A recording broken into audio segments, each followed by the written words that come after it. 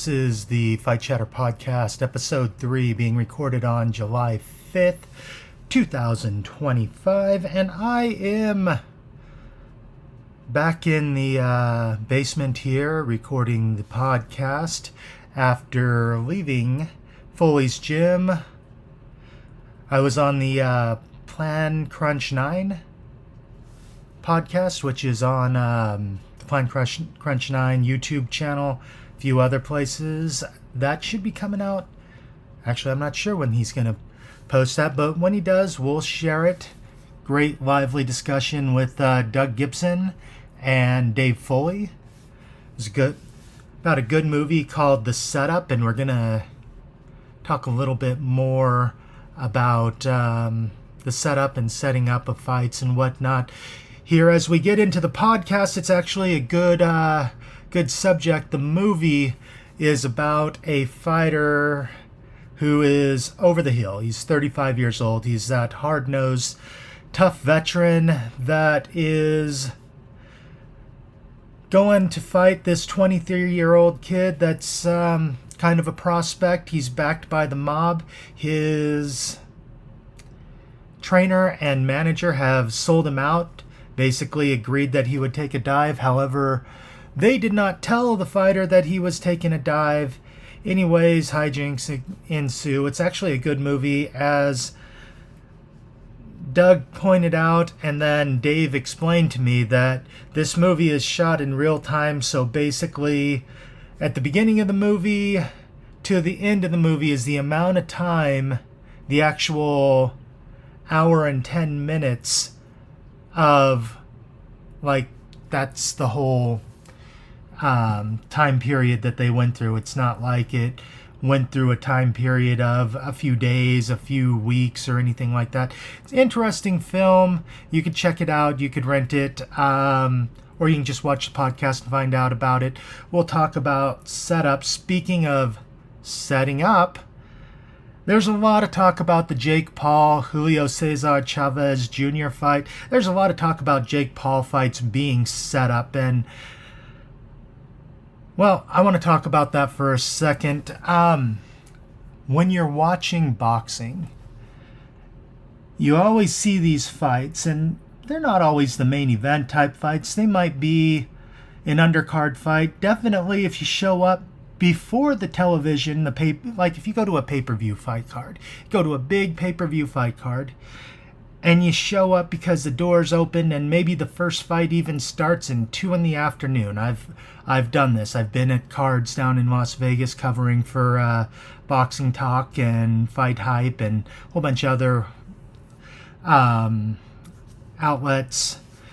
And I would show up at like 2 or 3 p.m. There would probably be a few media people. There are people there setting up the crew. The crew setting up everything. They are doing sound check. They're checking out all their video equipment, making sure all the production values are high. And in the middle of all of this, they do have boxing matches going on, because I mean, what better way to test all your broadcast equipment and whatnot than an actual fight? Well, some of these fights you might see, like in young Adrian Broner, like I did, fighting someone like a Terrence Jett. Terrence Jett is a guy that I fought on the same card as a couple of times, but he was a journeyman when he was a fighter.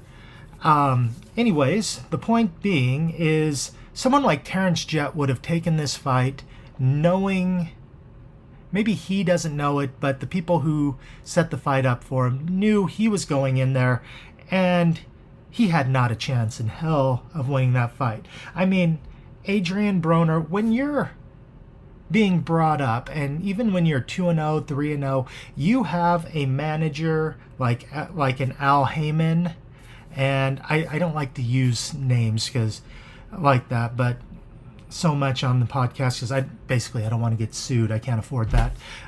Anyways, but let's say you have a manager like Al Heyman, and he puts you on a card that's promoted by Mayweather Promotions. This is an example.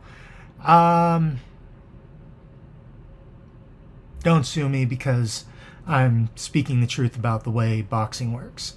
You have an Adrian Broner and you want to get him a win. So you maybe tell the matchmaker, hey, we're looking to get Adrian somebody who's maybe a little bit taller, who who has this, that, and the other, because you want your fighter, you want him to be pushed a little, you want to develop him and have him develop skills, use those skills he's working on in the gym. That way he could adapt, he could learn what to do in the next step. And maybe you say, I want a guy who has been rounds, that could go rounds. Or if you want an easy fight for your guy, I want a guy who, can maybe go a couple of rounds and he's not going to go anywhere. Anyways, so you get the matchmaker to do that. The matchmaker has people that he calls, and they have people that they call, and next thing you know, they're contacting the gyms, they're contacting trainers, they're contacting managers, just trying to get somebody to get somebody that fits into what the manager wants his fighter to fight. And then they go out and they fight, and most of the time, probably 999 times out of 100, the favorite fighter wins. Now, this happens all the way up to and including world title fights.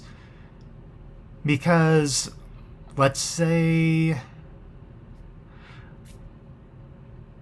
your world champion, who maybe won the title, and now he maybe won the world title, they have a mandatory defense due within a year and a half or within 6 months, but it's not due immediately. They can take an optional fight. They look at the top 15 and they say, who can my guy beat that might check the boxes on showcasing these skills, so we could say, hey, if he fought this other world champion or this superstar boxer, this is how well he would do against him. And I use he, but female boxing is the same.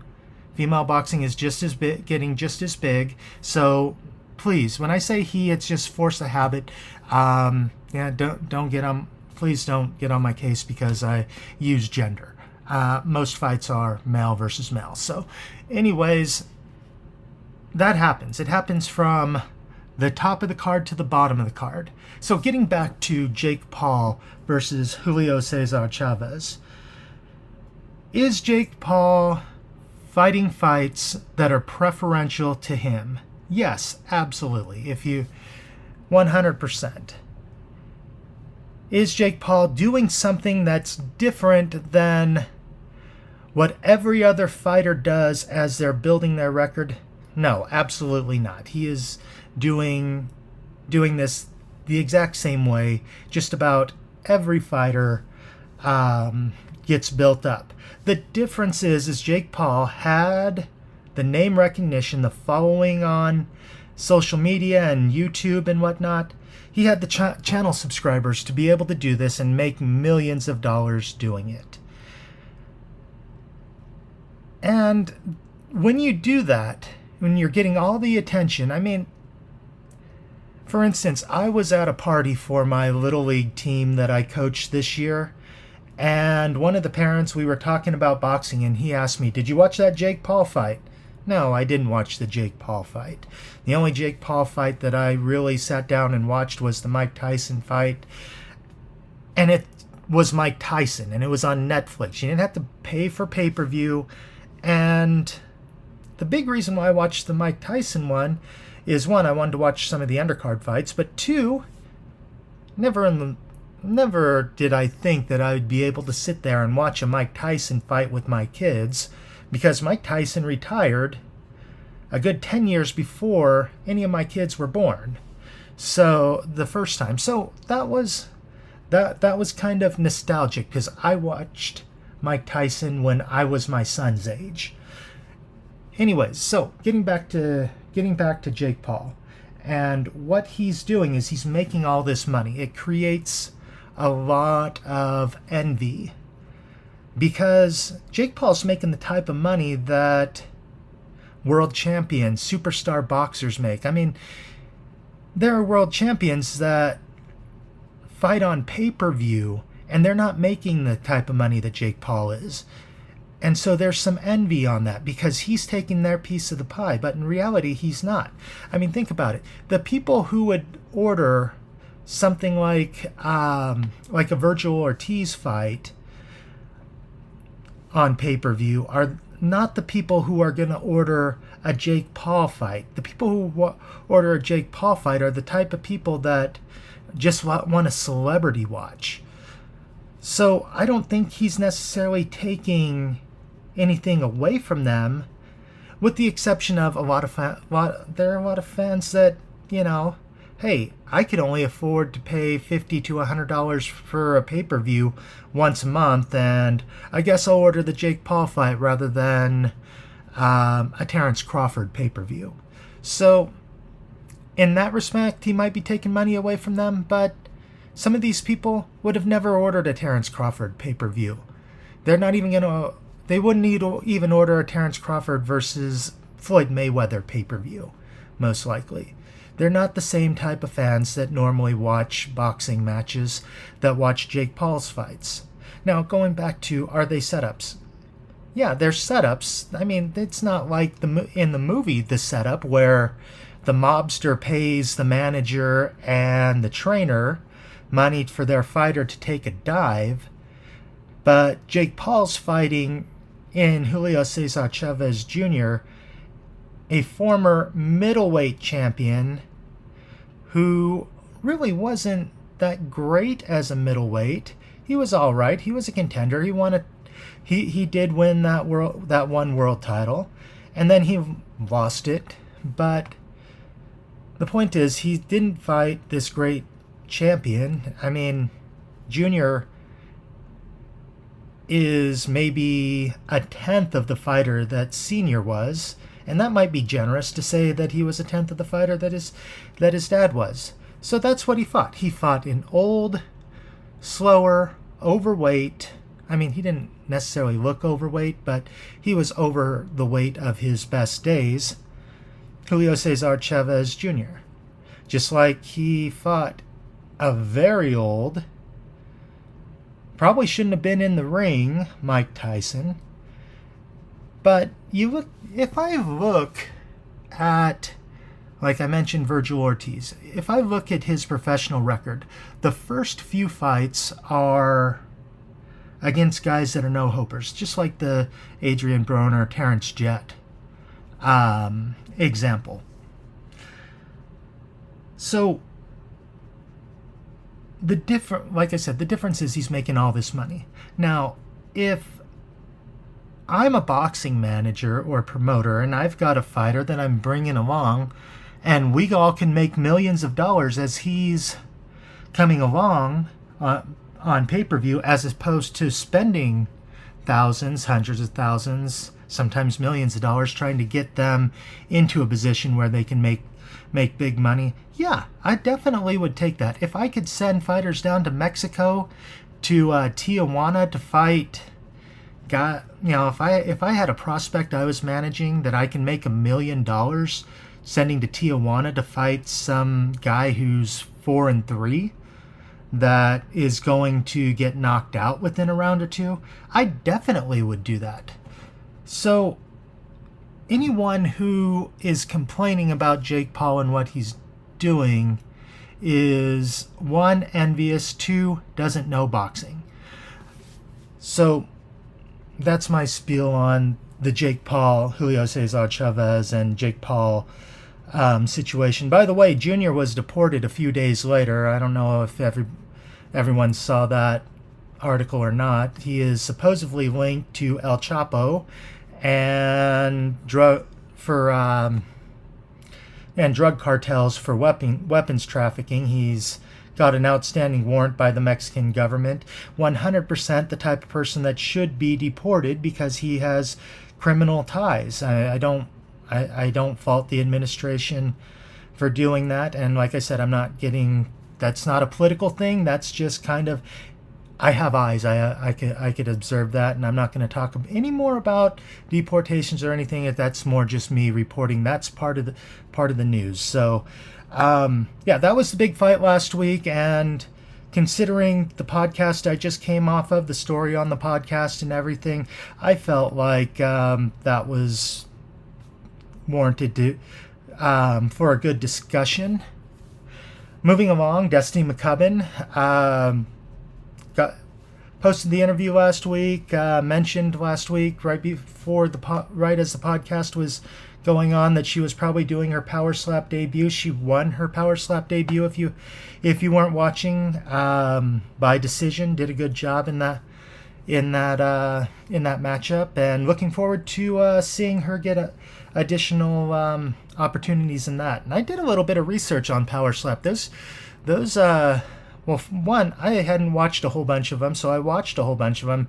It is pretty entertaining. I got to be honest. It's pretty entertaining, and they get paid pretty well. I mean, you consider some of these Power Slap participants are getting, a couple thousand to go out there and do it, and then a couple thousand to win, and then there's fight of the night bonuses and whatnot. It's when you compare it to boxing and MMA, that's really not too bad, considering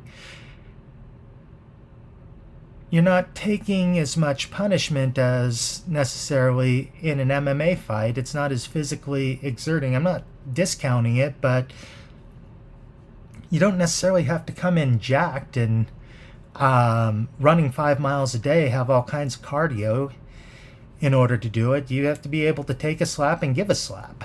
And so it's entertaining. It's good money for these participants, these fighters. I'm all for it.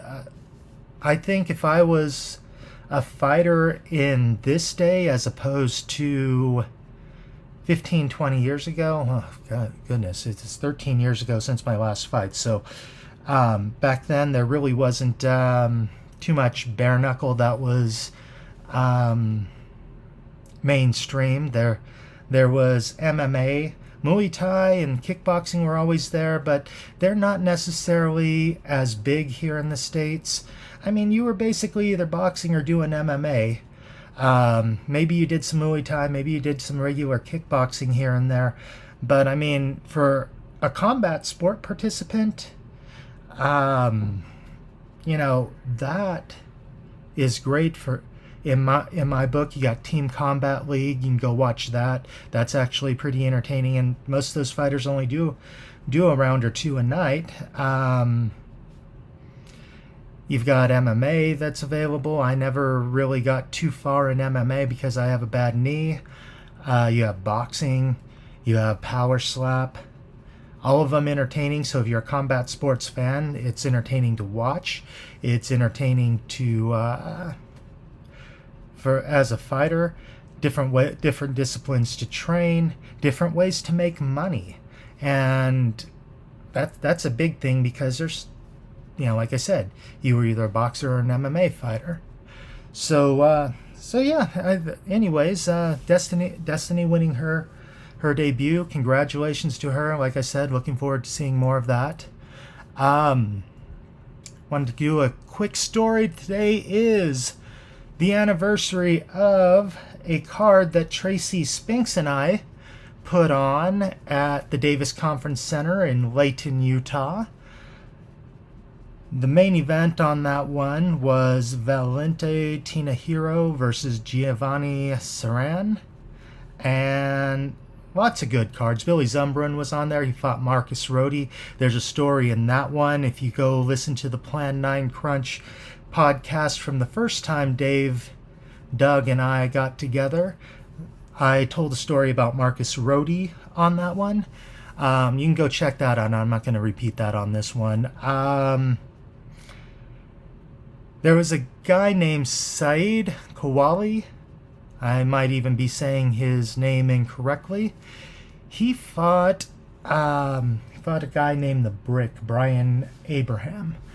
And this is a fight that we did not anticipate putting on it.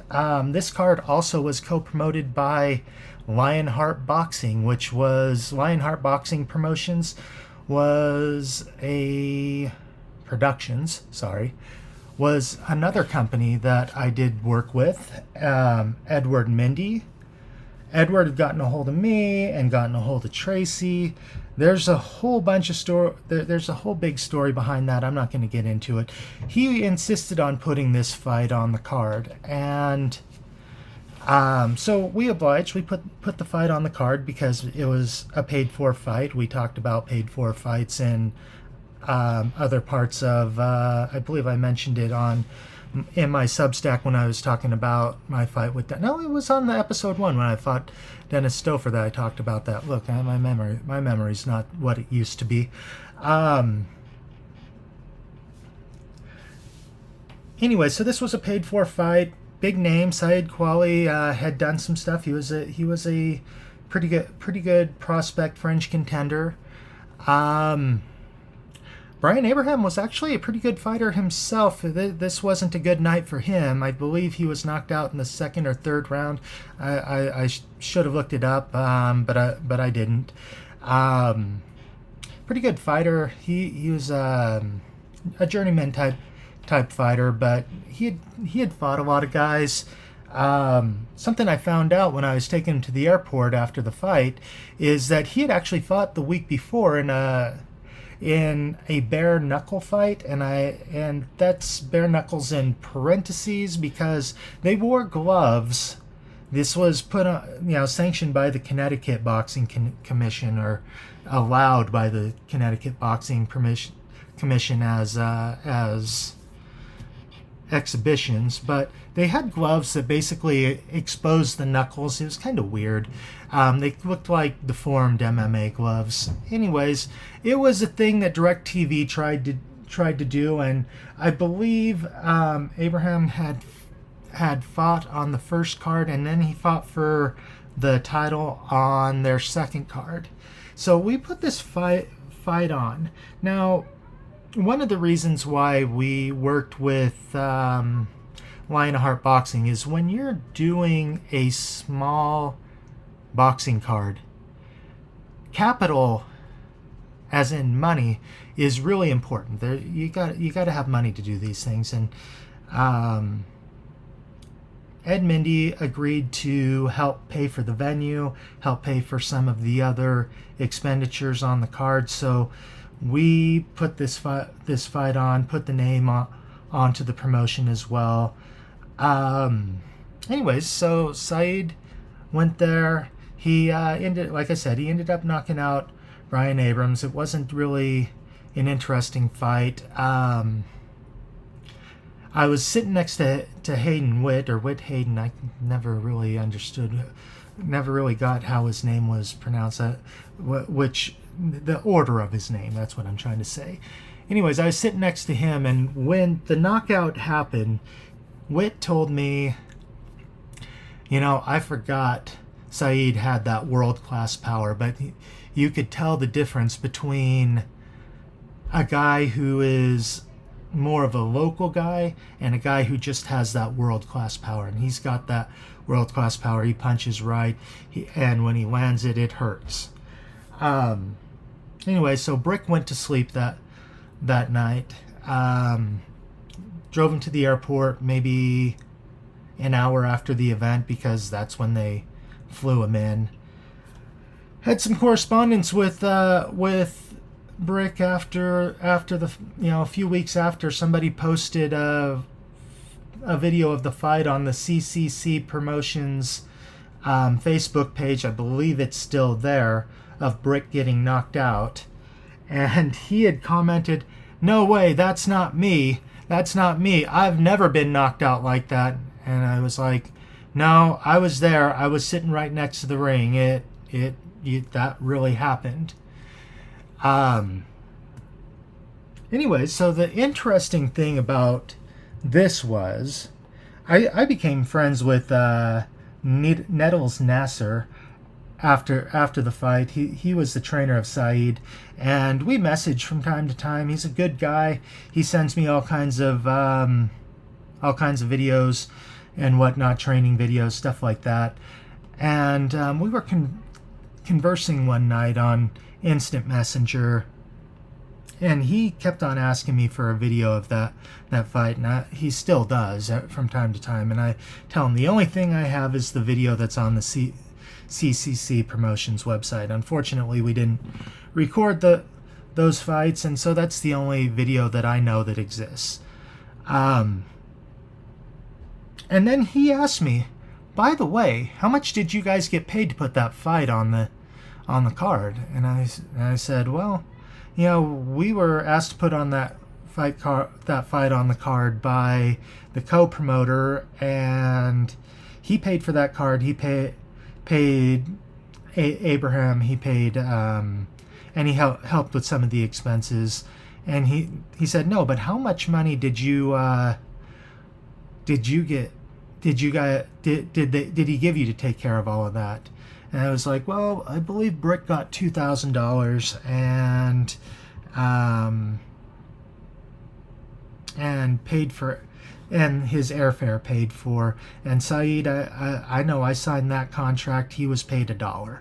And he said, oh, LOL. And he said, I know they gave a lot more money to put that fight on than what you guys were given then. So going back to the movie, the setup, and what I was discussing at the beginning of the podcast, here somebody was given a whole mess of money. I don't know how much. Nettles wasn't able to find out how much was given. I asked him, do you know how much? And he said, I'll find out, but then he never told me. But let's say it was $10,000. Not out of the question, because Saeed had to be flown in, so did Nettles.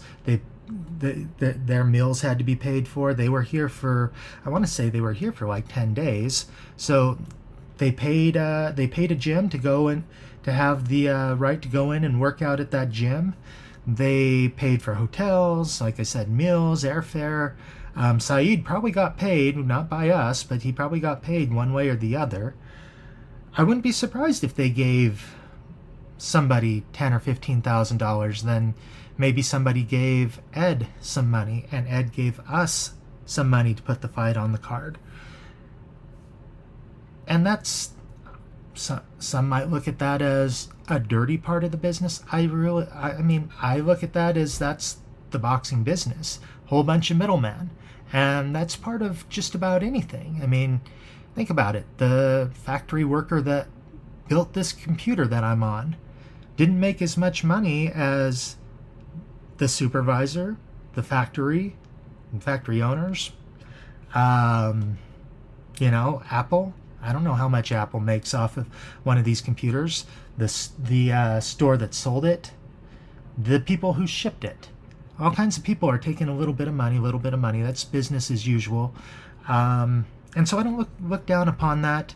I just look at boxing as a business. It's a sports business, but it's a business, and people have to make money. Another quick story from that card, really quick. Main event, Valentina Hero versus Giovanni Saran. And if you were at the card, you know Giovanni won a decision that night. He fought really well. Very, very strong, very good guy. Now, Hayden Witt, I'm not sure the order of his name. We're sitting next to each other, and he tells me, hey, Charles, I know Val's your boy here because he's the local guy, but he's fighting a mean 3-5 fighter. Don't let his record fool you. And I nodded. And yeah, Saran was a very good, very strong, came at you type fighter. He actually did pretty well in MMA. In regional MMA promotions. He fought and beat Jesse West as well. by split 5-round split decision. I guess there was some weird stuff going on with that fight as well. Jesse thought it was a 4-round fight, and then they announced it was a 5-round fight. It's some different stuff going on in that fight, but he got the win over Jesse West, another local. Jesse West made his pro debut on this card as well. There's some stories behind that we'll save maybe for a year from now, maybe on another time, but this is a long one, so I'm going to wrap it up. Thank you for listening. Hope it all made sense. I appreciate all of you guys, and have a good week. We'll be talking to you next week. And subscribe to Plan 9 Crunch on YouTube. I put the link last week. I'll put it again. Go back and watch the last time Dave, Doug, and I got together, and be watching for the new one. Thanks. Bye.